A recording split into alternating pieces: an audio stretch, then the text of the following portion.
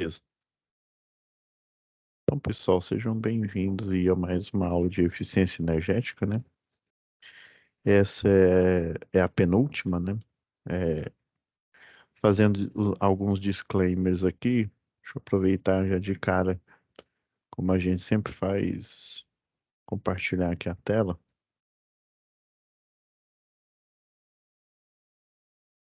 E, ó, lembrando aqui, ó, a gente já está na quarta aula, né? Lembrando aqui que a gente está no período de férias, né? Por isso que essa UC, apesar dela ter 30 horas, né, houve mais aulas aqui previstas, né? Então, é, como a gente refazendo os passos aqui, né, das aulas anteriores, né? Então, na primeira aula, a gente falou sobre o início da atividade, né? Atividade um.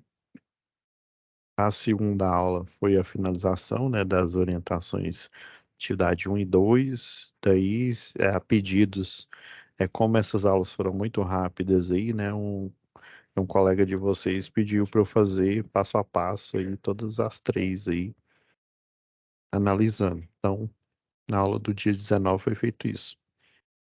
E hoje eu estava dando uma olhada aqui, como a gente já viu a teoria e a análise das atividades, né?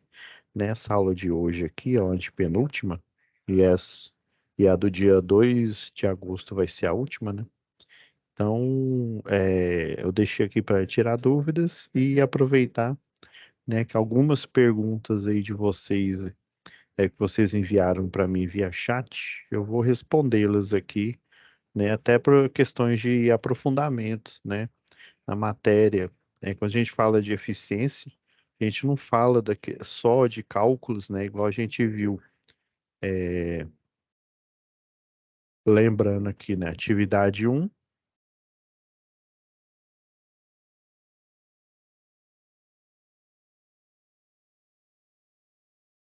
refazendo aqui, né, atividade um, a gente fez o cálculo, né, segundo a resolução, né, 414, tem a 5, se eu não me engano é a 568, mas a 414 é certeza. Então, essas contas aqui, como diz um colega meu, né, elas não foram tiradas da cartola. Então, a empresa de pesquisa energética, né, elaborou documentos, esses documentos são os módulos, né? Aí tem o módulo um, módulo 2. Se não me falha a memória, o módulo de tarifação, juntamente com o módulo de infraestrutura, se não me engano, é o módulo 8 ou é 7 ou é 8. Então, nessas publicações, né, existe essas formulações aqui, né, igual a demanda, né, que foi analisada aí pelo, né, o analisador de energia, e a tarifa, né, sobre a não correção do fator de potência, né? Aqui, olhando aqui o primeiro exercício, né? Então, isso daqui é a demanda em cima do fator de potência originário aí da máquina, né? Então, esse foi baixo, inclusive, né, na primeira hora aqui, ó, por isso que deu uma quantidade de quilowatts-hora a mais, porque esse baixo fator de potência que a máquina, né, ou que as máquinas que estavam ligadas apresentaram na primeira hora, de 0,45, ele, né, gerou o quê? Uma potência aparente maior, né? Ok. E esse outro cálculo aqui, né, ele faz um retrospecto que, ó, por exemplo, se você assumisse, né, ou se a máquina tivesse o fator de potência 0,92, vocês concordam que dá um menos um dá zero, né? Então, zero, esse valor aqui, né, até ele deveria estar aqui em reais, aqui, ó, deixa eu corrigir. Esse daqui, ó, nem precisava estar aqui, deixa eu apagar ele. Então, ó, aí lembra, tarifa, né, no período, né, fora de ponta aí, né? Fora lá do período lá entre as 18, né, até as 21 horas aí. Então, essas formulações aí, né, são segundo a empresa de pesquisa energética que elabora esses cálculos aqui. Então, a gente fez o overview dessa última. Agora, da segunda atividade, lembra que eu falei que era subsídio, né? A gente analisou aí, até como sugestão, né? Eu pedi para vocês colorirem aí, ó, dar uma diminuída aqui para ficar melhor, para aparecer na tela, né? O período aqui, ó, na ponta aqui, ó, aí, ó, das 18 às 21 horas, né? Então, esses dados que foram colhidos aqui pelo analisador de energia foram subsídios para aplicar na fórmula, né? Basicamente, essa planilha é para você se acostumar com a automação. Todos os princípios que vocês aprendem aqui no curso de eletrotécnica, principalmente os cálculos, né, que vocês começam lá com eletricidade básica, depois numa matéria específica, né, igual essa de eficiência energética, você tem que entender o princípio, né, que é quando você trabalha no sistema, né, no sistema elétrico, numa construtora, né, até numa geradora aí de energia, em terceirizadas aí que fazem montagem de linha de transmissão, todos esses cálculos geralmente, né, tem alguns programas aí, tem um da CEMIG, que ele faz os cálculos de flecha, né, das linhas de transmissão. Tem o que eu mais conheço, o Proelétrica, né, que ele faz desde projeto predial, industrial, até projeto de distribuição. Então, todos esses cálculos, eles são que automatizados. Então, o profissional eletrotécnico, engenheiro eletricista, ele tem que aprender os princípios, né, para quando ele precisar, principalmente no sistema, no CPI, né, como é um universo macro, né, é um circuito aí gigantesco, fica inviável você fazer esses cálculos na mão, né? Então, não é possível. Então, você precisa o quê? Precisa de programas, né, que funcionam em máquinas virtuais, ou até em máquinas mesmo lá do próprio operador do sistema, né? Muitos dos programas, né, não sei se vocês sabem, dos programas que rodam eles chamam de Sistema Integrado Nacional, né? Aí tem o operador do sistema, tem o, o principal, né, é o único operador e tem os regionais, né? Então, os programas, antigamente, no início, eles rodavam tudo em máquinas, né, instaladas, máquinas físicas lá no operador do sistema. Hoje em dia, né, eles continuam, né, alguns programas, na verdade, eles rodam com a redundância, né?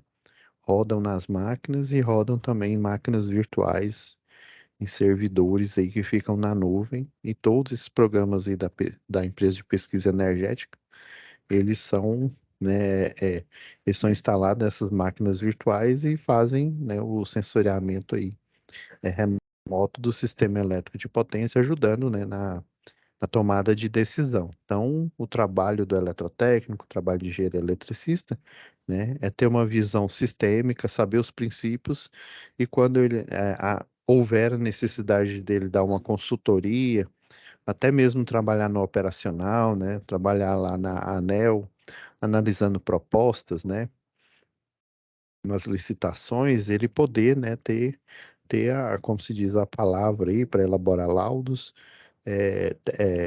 e os princípios técnicos, né? E o último foi para fechar, né, com chave de ouro.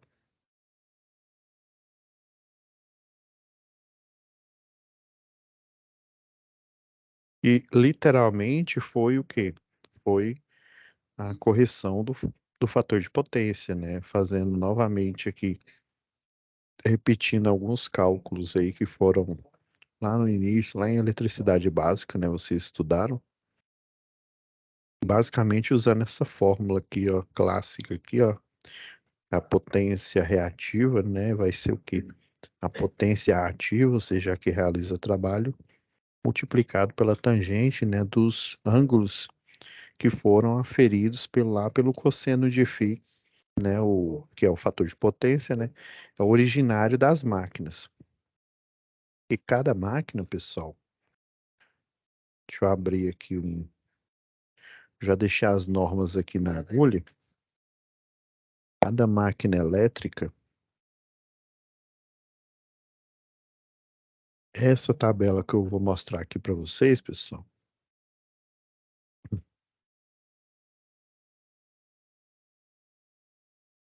e lá para baixo aqui,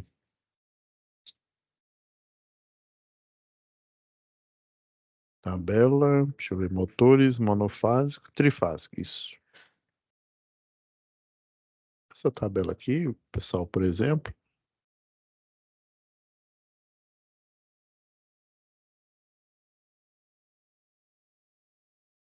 é uma tabela, né, da concessionária que ajuda o projetista, né, a fazer os cálculos, né, considerando, né, já que eles são acoplados em circuitos, né, de tensão alternada, né, e corrente também, consequentemente, essa tabela aqui, né, em última análise, são cálculos genéricos. Ah, como assim, professor?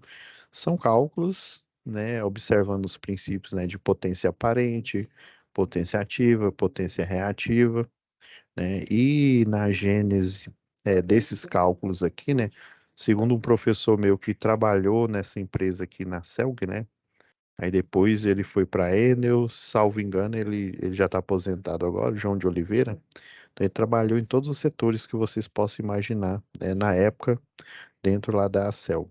Daí, uma certa aula que a gente estava, que eu estava assistindo lá, né, ele apresentou para gente que essas tabelas aqui ele falou que ele podia dar certeza da Celg porque ele conhecia, né? Inclusive, ele ajudou a revisar esses cálculos, né? Ele disse que de outra concessionária, né, provavelmente era o mesmo princípio. Então, eles pegavam as potências aqui, ó, tem o equivalente em cavalo-vapor, tem a conversão aqui direta, né? O que essa máquina aqui ela representa em quilowatt. Então eles pegaram na época aí catálogo, né, de vários fabricantes, fizeram uma média aí, ó, média aritmética, que por exemplo esse de um cesto de CV, né, você aplica os princípios na fórmula. Uma coisa é você simular na fórmula, outra coisa, dependendo da construção da máquina, né, quanto mais eficiente a máquina, quando eu estou falando a máquina, é o motor elétrico aí, né? O que recebe energia elétrica e gera energia mecânica. Geralmente um motor e até também uma máquina estática, né? Um transformador. Quanto melhor ele é construído, o princípio, até se eu não me engano, eu mostrei um vídeo para vocês. Se eu não me engano, eu vou depois dar uma olhada. Se eu não mostrei, eu vou mostrar para vocês que mostra a construção, né, de transformadores, mostra a construção de motores, e geralmente um motor de alta eficiência, que é uma máquina rotativa, um gerador também de alta eficiência, né, que é uma máquina rotativa, que chamam de transdutor, né, na raiz, um transformador, que é uma máquina estática, né, de conversão, né, ou ele trabalha em modo abaixador, ou ele trabalha em modo elevador, né, ou seja, ou ele diminui tensão, ou ele eleva a tensão. Então, a construção, basicamente, ele não é uma peça usinada, né, é uma peça inteiriça, que ela é usinada, né, a parte do estator, geralmente é a parte que fica ali, né, parada ali junto com a carcaça e as bobinas do estator, o rotor, geralmente eles não são peças inteiriças, são peças formadas por placas justamente para ajudar, né, na eficiência do fluxo do campo eletromagnético. Em alguns, por isso que a gente vê que, apesar deles serem baseados em cálculo e também catálogos de motores reais, né? Porque o cálculo, você pode até inferir um erro, né? A variável de erro aí, né? Do cálculo, mas quando você tem, né? Uma VEG da vida, uma stack e aí né? Assim por diante, ele faz a simulação primeiro, depois constrói ele na prática. E hoje em dia, os métodos de construção, né? Você constrói ele através de placas, né? Placas que elas são eletricamente isoladas, ou seja, o fluxo magnético ele não fica errático, ele fica em linhas de fluxo literalmente uma paralela às outras aí, né? Então ele confere um alto nível de eficiência e, por consequência, um baixo, né?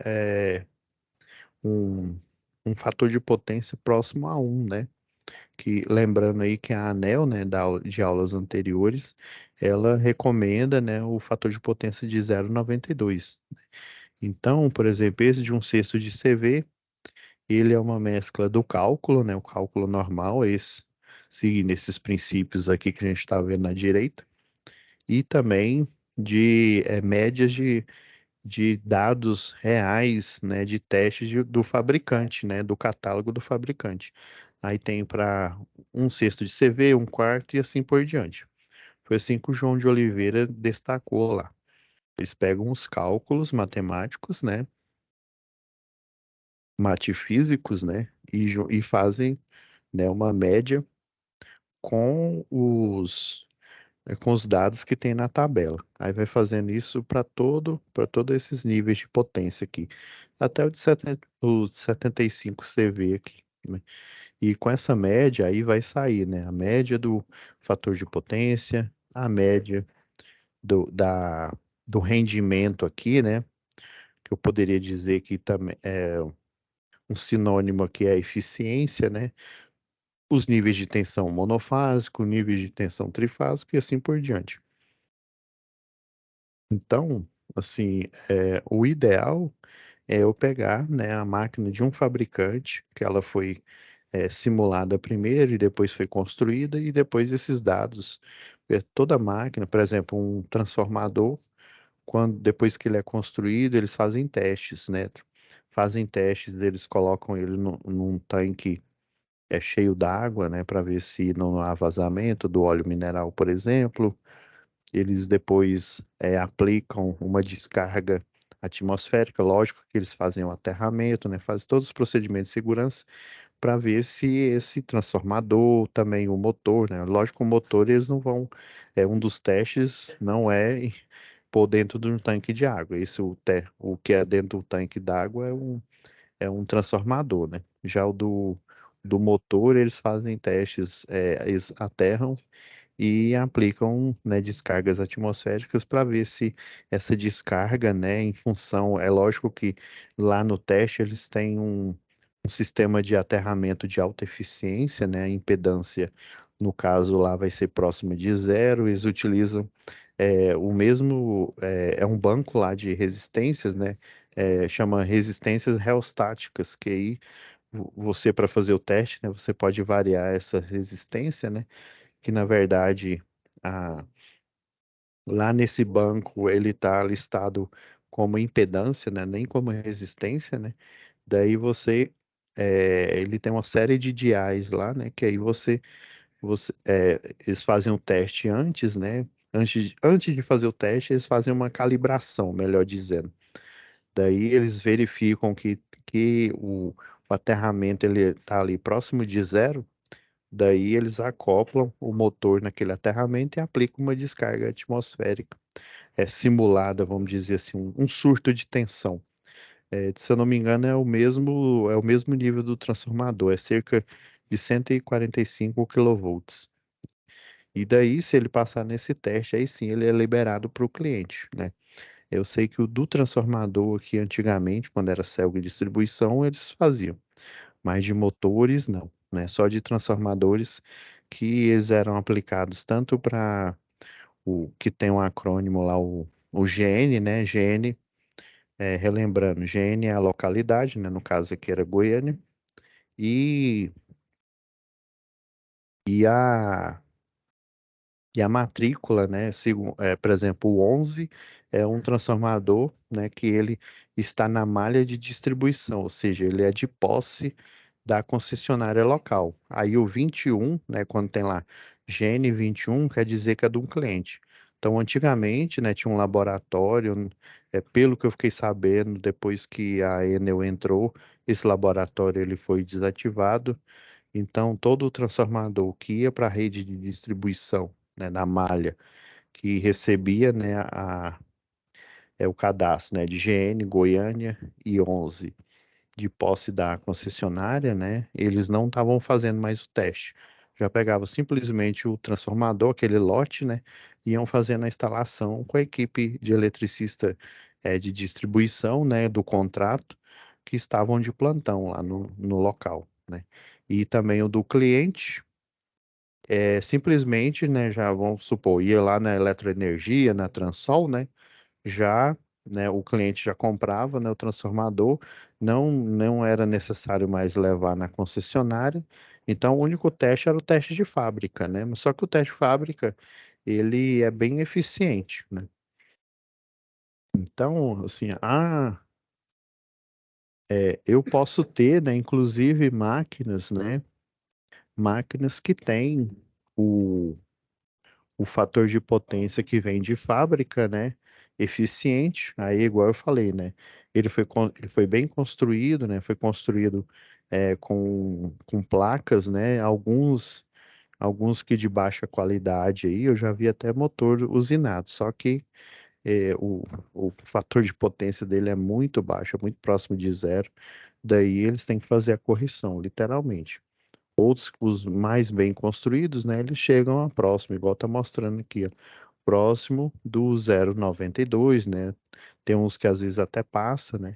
Daí para você melhorar, né, o cosseno de fio, né, o fator de potência de fábrica, eles aplicam módulos, né, com capacitores aí para trazer o máximo de eficiência possível, né? E essa correção ser, como se diz, ela não ser necessária.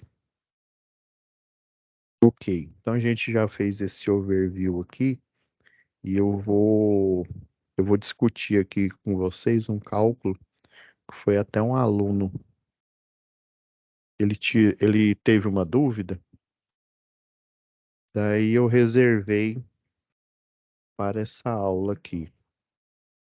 Daqui a pouco eu volto na questão aí do transformador. Ele viu aqui na apostila de vocês, né, de eficiência, questão aqui dos medidores, assim, eu acredito que no sistema ainda tem desse tipo de medidor aqui. É, mas, assim, em sua maioria, eles já trocaram. Ou tem o mecânico, né? Ou então o digital, que, se eu não me engano, nem na apostila que eu estava procurando, mas não tem, né? Basicamente, esse daqui, ó. Deixa eu ver se dando um zoom dá pra gente ver direito aqui. Não dá. Não, então vou ter que, como se diz, fazer na mão aqui.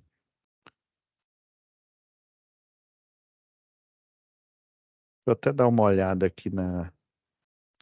Ó, nem tem, antigamente vinha a instrução na própria conta de energia, inclusive esse aqui já é um modelo antigo, né? O modelo novo, ele seria a metade desse papel A4 aqui, inclusive, né, o gráfico que contém um ano aqui, né, do registro, né? É lógico que nos servidores, né, o registro do cliente, ainda mais se for industrial, ele fica, né, para sempre. Agora, para o cliente, aparece os 12 últimos meses, né? Então, inclusive, fica lá um código de barra bem, desculpa a palavra, né, bem vagabundo, que não dá para você analisar praticamente nada, né? Então, e antigamente ele vinha aqui, bem no final aqui, ó, próximo dessas informações gerais, esse tutorial que está mostrando aqui na tela, ó, indicando como que faz, né, a leitura desse tipo de medidor analógico aqui. Mas basicamente ele é o seguinte: se você está lembrando da regra de arredondamento, só a gente traçar um paralelo aqui, né? Por exemplo, a gente tem uma medida aqui, ó, que dá, sei lá, 45,5 Aí eu vou inserir uma série de números aqui, ó.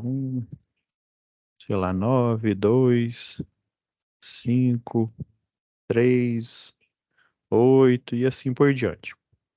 Um valor aqui. Aí, se eu quero fazer a aproximação para duas casas após a vírgula aqui, por exemplo, né?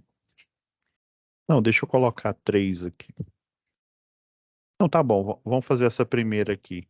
Se eu for fazer a regra de aproximação aqui, ó, como é duas casas depois da vírgula, né? Eu faço a aproximação da 45, vírgula, agora tá aqui, ó, 19, né? Então, se o número, né, o terceiro número, ele tá entre 0 até 4, eu não preciso aumentar o número, né? Eu faço a aproximação, eu continuo com 9 aqui, né?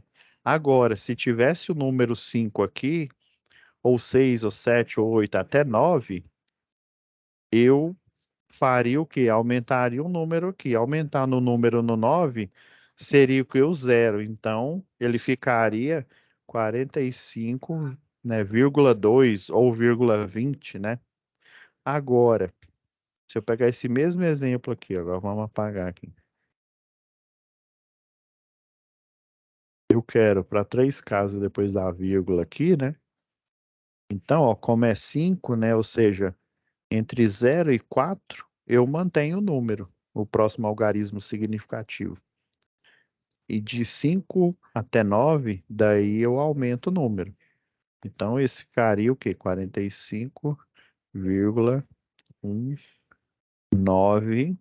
Aí, aqui eu aumento, né? 3.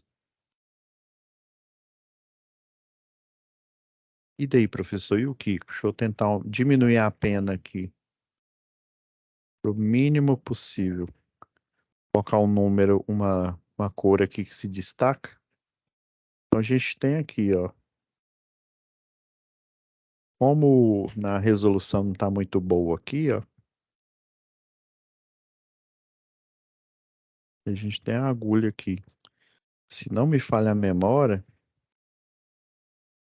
tem tipo 0, 1, 2, 3, 4, 5, 6, 7, 8, 9. Ó, até que meu golpe de vista foi até bom aqui, né? Então, né, por exemplo, essa leitura aqui, ó, olha, deu 4.600, né? Então, se fosse uma leitura perfeita aqui, ó, se ele tivesse em cima do zero aqui, ó, se a agulha parasse aqui, ó, em cima do zero, então a leitura foi zero. Vamos pegar a leitura perfeita aqui, ó. Se ele tiver em cima do zero, do mesmo jeito. Em cima do 6, você faz a leitura aqui 6. Em cima do 4, a leitura é 4, né? Então, o registro aqui, né, lá em 1900 e Guaraná de rolha, né, com os medidores antigos, então daria o quê? 4.600 kWh. Aí é lógico que ele pegaria o mês passado, né? E esse número sempre crescia, né? Ou seja, daí o primeiro pessoal começou a fazer gato, né? Eles colocavam a polarização, né? Se bem que não é polarização, mas eles trocavam o neutro com a fase, e daí o medidor, os primeiros medidores, aí eles giravam ao contrário. E aí eles diminuíam o quê? Diminuíam a quantidade de quilowatt-hora. Mas aí o que eles iam aqui na conta, né? E olhava, né? Ah, aqui, ó, a leitura, igual nesse daqui, ó. A leitura anterior deu o quê? Deu 10, deu 1.016 kWh, né? É, isso, 1.016. A atual, né, quando o leiturista foi lá, ó, deu 2.228 kWh. Daí a diferença seria a leitura do mês, né, que é 1.212 kWh, né, que é o que vai aparecer aqui, ó, no gráfico de barras aqui, né, foi a 1.212.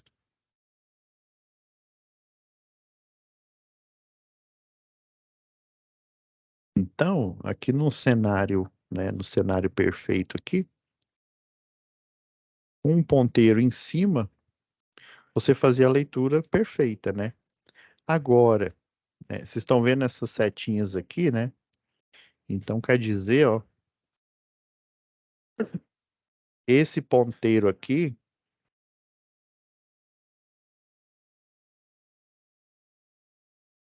esse ponteiro, ó, ele sempre gira no sentido que? No sentido horário, ó. Esse no anti-horário, ou seja, o primeiro algarismo significativo, né, a unidade, sentido horário, dezena no sentido anti-horário, centena no sentido horário, ó, e a milhar, né, no sentido anti-horário.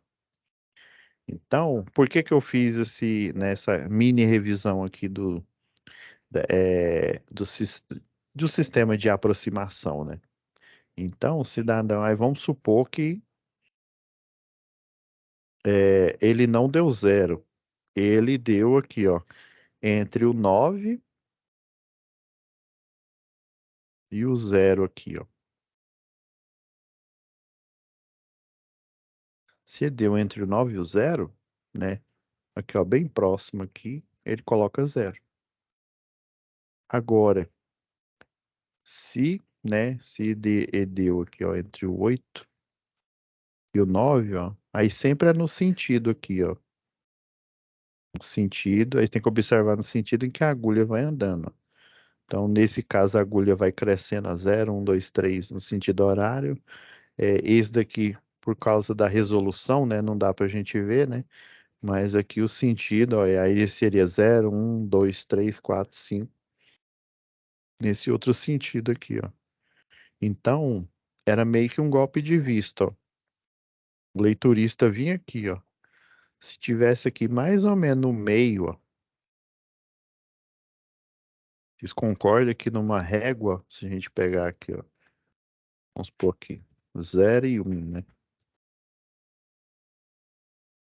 Aí, entre 0 e 1, a gente sabe, né, que é pela matemática e tem números, né, pelo menos racionais infinitos, né? Mas números inteiros aí, né? Melhor dizendo, naturais aí, né? Você vai ter sempre 10 divisões aqui, ó. Então você vai ter, né, 10 divisões. Eu não vou colocar todas as 10 aqui, ó, porque o nosso sistema é decimal, né? Porque a gente tem 10 dígitos, né? 10 dedos. Então você teria 10 divisões aqui. Aí entre essas divisões eu teria mais 10 e assim sucessivamente, né? Até chegar no infinito aqui. Então, o método prático, né? Se a agulha parar aqui no meio, ele, né, vai ser um, né? Entre 0 e 1 aqui, ó. Vamos colocar esse aqui, ó. Pegar o sentido horário aqui, ó. Se ele parar no meio, ele está mais próximo de um, né? Se parar aqui aí no 6, 7, 8, 9, você registraria aqui um, né? Aí daria o quê? 4.601 kWh.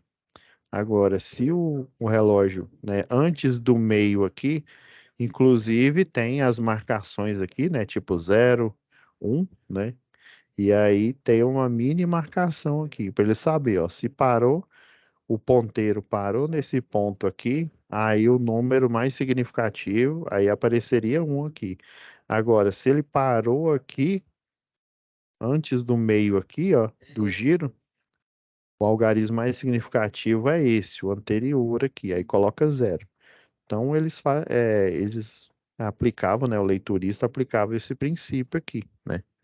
Então, assim, professor, por que você está abordando isso? Foi uma pergunta de um de vocês aí, né? Só por curiosidade, né? E a outra pergunta foi, né? Eu já respondi, né? Que esse daqui, tanto esse, o mecânico, né? Que aqui ele vai girando, né? O tambor aqui vai ser 0, 1, 2, 3, 4, 5, até o 9, né? Aí depois ele continua o ciclo novamente. Só que na hora que ele chega no 9 aqui, ó, esse outro dígito ele começa a girar também, ó. Não sei se vocês já viram, se vocês já tiveram a oportunidade de ver. Eu lembro quando eu fazia engenharia elétrica, né? A gente foi lá no, a gente ia direto lá no laboratório lá da Celg, né? Daí eles mostravam lá pra gente, né? Qual que é o princípio. Então, esse daqui, ó, ele, enquanto ele vai girando aqui, né? O medidor, geral, aí a gente tem, né? Unidade, dezena, centena, milhar, né? Dezena de milhar, ou unidade aqui de milhar, e por aí vai, né? Então, esse daqui ele girava, né? Girava mais rápido, né?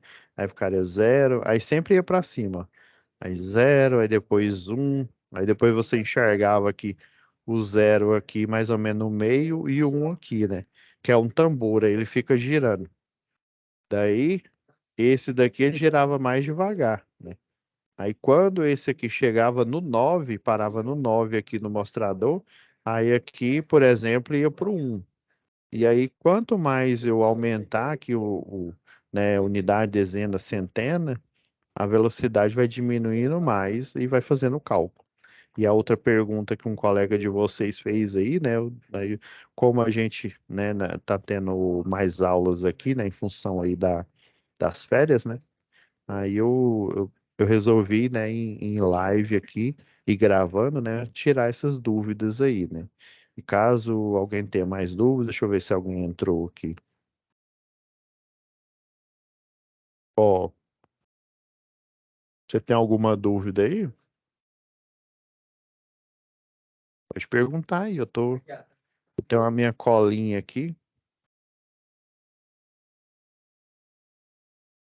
Eu tô com a minha colinha aqui e eu vou tirando as dúvidas aí que vocês tiverem. Então, aí nesse caso aqui, esse daqui é o mais antigo, né? Que era o por ponteiros, né? Esse daqui ainda tem bastante. Confesso que eu não sei se ainda tem esse no sistema aqui, né? Mas pela conta, ó, ainda, e olha que essa conta de energia é antiga, né? Ela é de 2015, ó, essa que eu peguei, o scan aqui. E antigamente eles tinham, né, a dica aqui para o leiturista, né, ou até mesmo para o cliente tirar a própria dúvida, né, por que que deu esse valor. Aí tinha uma espécie de um mini tutorial aqui. Como ele não vem mais, então eu creio eu que no sistema eles não têm. Aí geralmente a concessionária local, né, ela tem um laboratório lá de aferição, né, de medidores, né? Inclusive, se constatar, né, por exemplo, se você perceber que sua conta de energia está vindo muito alta, né, você pode pedir a aferição do medidor, assim como da concessionária de água aí, né, a Saneago, né? Você pode pedir essa nova aferição do medidor. Deixa eu só tirar aqui, se sobrar tempo aqui agora, a gente vê desse.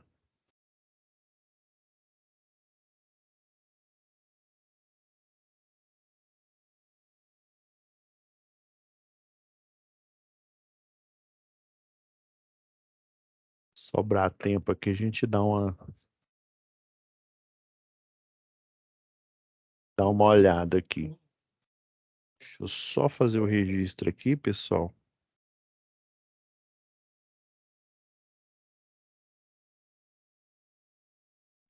Só um minutinho, deixa eu só fazer o registro aqui da aula de hoje. Se tiver dúvida, pergunta aí. Coloca aí no chat. Você pode abrir o seu microfone aí e fazer a pergunta aí, tá bom?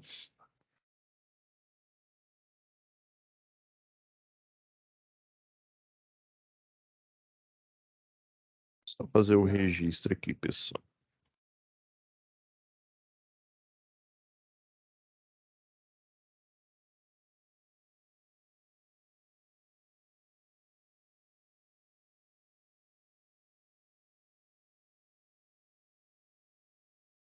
Só um minutinho aqui, pessoal. Ah, não, agora parece que deu certo aqui.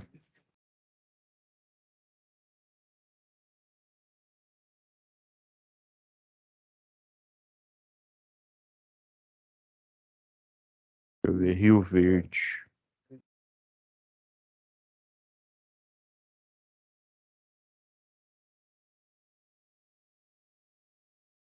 Já é 26, né?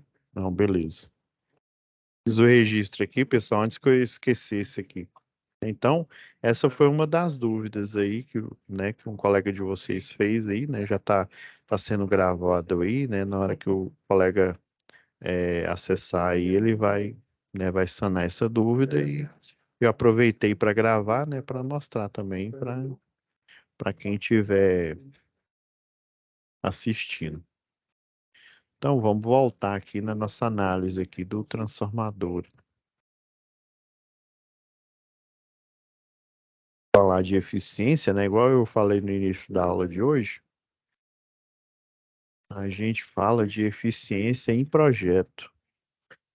Como assim, professor? Eu já deixei pronto aqui. A gente tem mais 10 minutos, dá para a gente falar. Essa norma que eu abri aqui, a 04, né? Atualmente ela, como a Equatorial assumiu, né? Então ela tem outro número. Mas basicamente eles é o mesmo documento, só que com o logo da Equatorial, né? Só um minuto aqui, pessoal. Tá me escutando minha voz direito aí? Ah, não, tá ok. Então, ó, essas normas aqui, ó, já deixei salvo aqui, elas só mudaram o quê? O texto, ele continua o mesmo, só mudou o logo aqui, né? E a arrumação. Vou até pegar uma mais atualizada aqui. Essa daqui que eu abri antes, para a gente ver sobre os motores, ela é sobre fornecimento de energia em baixa tensão. Agora, essa daqui, ó, a 05, é para atenção primária, né? O pessoal chama de alta, né? Mas erroneamente ela não é alta, não. Primária, né? A famosa aí, a 3.8. Pelo menos na zona urbana, né? A 3.8 é a que comanda. Zona rural e algumas empresas aí, tem uma empresa aqui perto, a Britago, né? Que fica entre Goiânia e Trindade. Ela já o fornecimento é 34,5 kV. Então, a gente vai ver algumas questões aí de eficiência, né, ligada a projeto.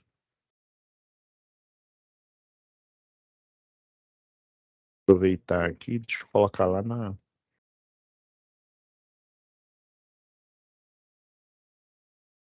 Ah, não, eu peguei a versão antiga aqui. A versão nova é essa aqui, ó.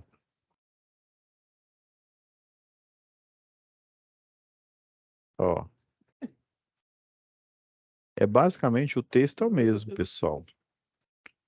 O que muda ó, é o logo aqui, ó. Essa é a mesma norma aqui, ó, quando foi a Enel que assumiu, né? Essa é a norma antiga, né?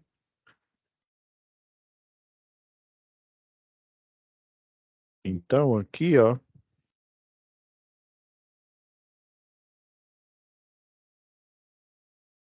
eu vou lá na tabela, se eu não me engano, é a tabela, uma das primeiras tabelas aqui. Por exemplo, quando você faz um projeto industrial,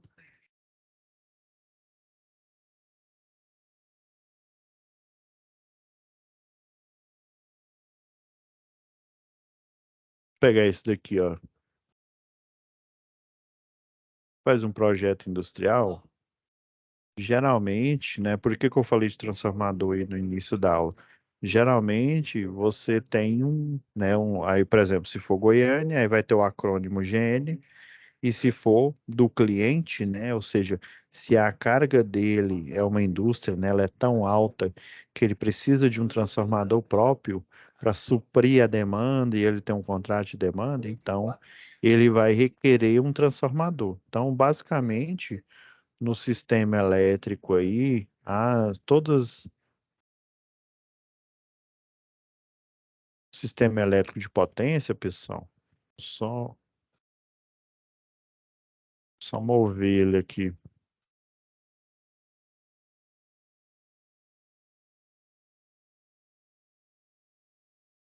Então, quando o projetista ele dimensiona a quantidade de carga, né? Ou seja, quantidade de motores, quantidade, né, que aí no caso seria máquinas, né? Ou pontos de força de uso específico, né?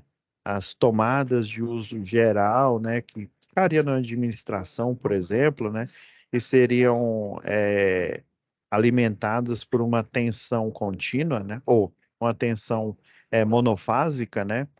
Iluminação de uso geral. Então, o projetista ele pega toda essa massa aí de cargas, né? Ou seja, de potências que vão ser consumidas por essa empresa, e o motivo dela ter, né, um transformador próprio é que essas cargas, né, o comportamento do cliente, assim como eu falei lá na primeira aula, né, um cliente industrial, ele é diferente de um cliente residencial, né? Então, essas cargas, geralmente, elas são requeridas, por exemplo, das 8 horas da manhã até as 18, né?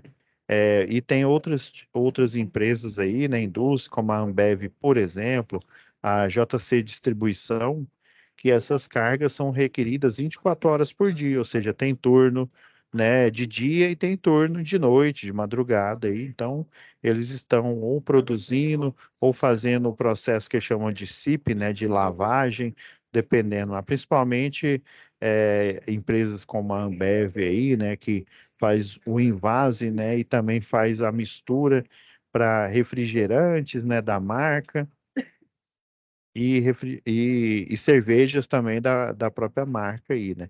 Então, por ela ter esse fluxo aí de consumo de carga elevado, ele precisa de um transformador, né? Então, quando o projetista, ele vê que tem essa quantidade de carga e, obviamente, vai ter um contrato de demanda, então ele escolhe, aí vamos supor que deixa eu ver se nesse projeto tá,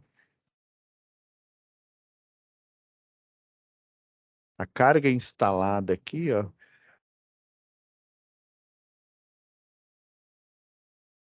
Ó, esse daqui é o geral, viu? É de toda a empresa aqui, ó. Ar-condicionado, snowbreak, né? Tomadas de uso específico, tomadas de uso geral, ó, e chuveiros, né? Porque ela tem vestiários, né? Para os funcionários e tal, demanda de força, iluminação e por aí vai, né? Juntou tudo.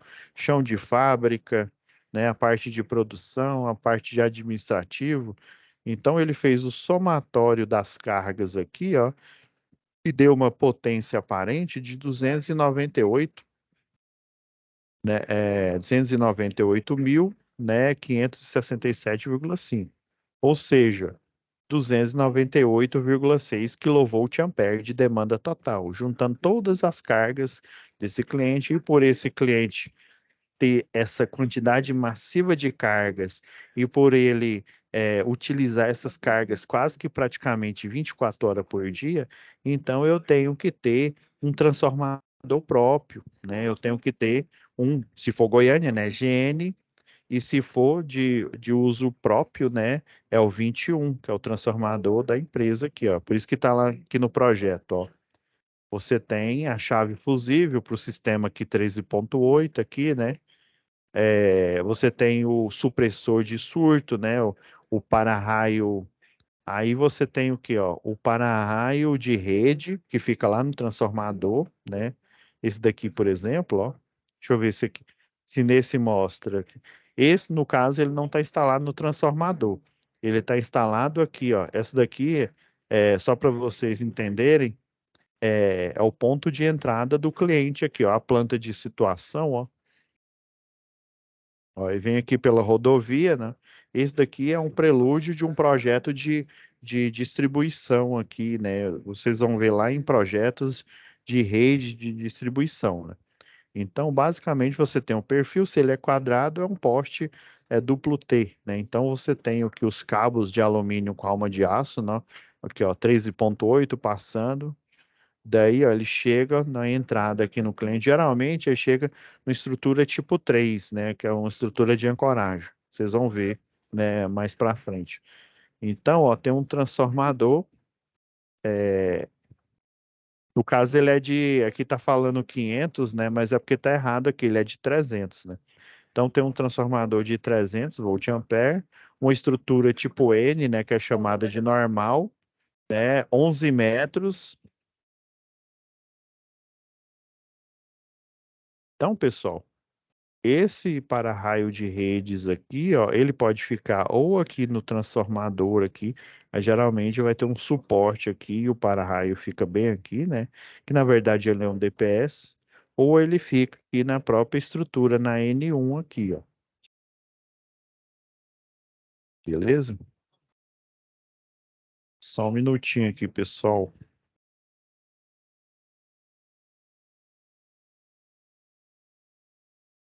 Rapidão aqui. Eu tô vendo que já deu o horário aqui. Vou fazer o seguinte, pessoal. Como já deu o horário aqui,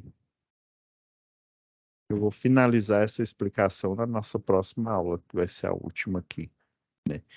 Então, eu vou continuar o quê? O desenho aqui falando sobre eficiência energética, né, na escolha de transformadores aí no projeto, né, que é um assunto a mais aqui que a gente, né, vai abordar aqui no nesse curso de eficiência, né, e vamos aprofundar mais lá em projetos de distribuição, tá bom?